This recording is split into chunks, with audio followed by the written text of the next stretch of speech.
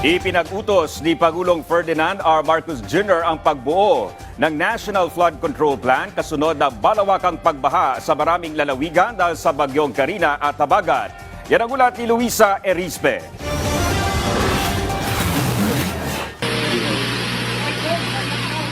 Dahil sa rumaragasang tubig dala ng ulang bunsod ng bagyong Karina at Habagat, pahirapan pa rin ang pagpapaabot ng tulong sa mga residente ng Barangay Santa Ines sa Tanay Rizal. Kabilang ito sa mga ipinakita kay Pangulong Ferdinand R. Marcos Jr. nang pangunahan niya ang situation briefing sa lalawigan. Sa isang floodway sa Rizal, kita kung gaano pa rin apektado ng baha ang ilang bahay.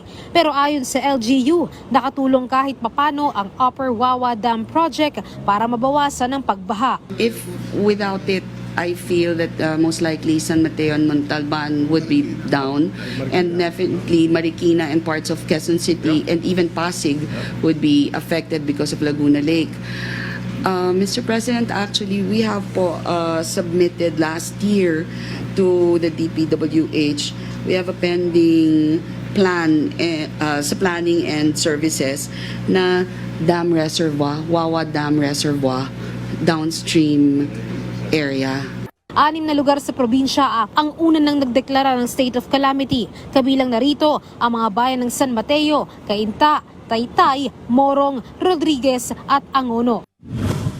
Sa kanyang pagbisita naman sa Camanava area, inalam din ng presidente ang sitwasyon ng pumping station at floodgates sa Navotas na hindi na kinaya ang pagtaas ng tubig. It's very different reading the piece of paper than actually seeing it and seeing what people have to go through. So, Valenzuela has the usual problem. Talagang basin yan lagi nababaha ang Valenzuela. But marami na silang flood control, pero nasa pawan itong sa dami ng tubig. Kaya ayon sa Pangulo, kailangang ma-re-examine ang mga disenyo ng flood control projects nang matiyak na mas magiging matibay ang mga ito sa panahon ng sakuna. Yan din ang ipinunto ni President Marcos sa situational briefing na dinaluhan naman niya sa Mauban, Quezon. Doon, itinurong sanhi ng pagbaha ang mga baradong drainage at basura.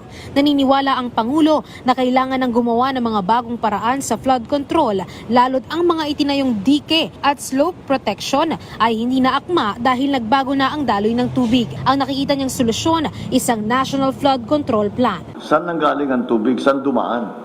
Anong gagawin natin para harangin yan? Para at least i-impound, whatever, kung ano ba yung magiging plano. Ang flood control, ang tubig hindi nangingilala ng boundary.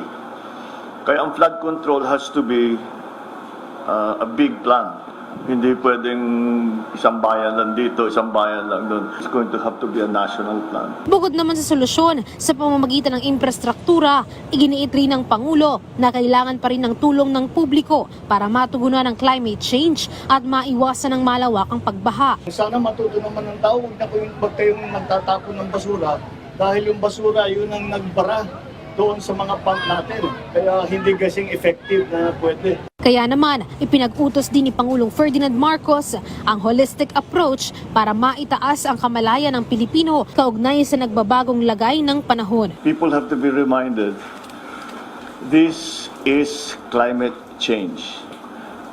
When we talk about climate change, this is it. We have to do different things. We cannot keep doing the same things that we did before, even if they were effective.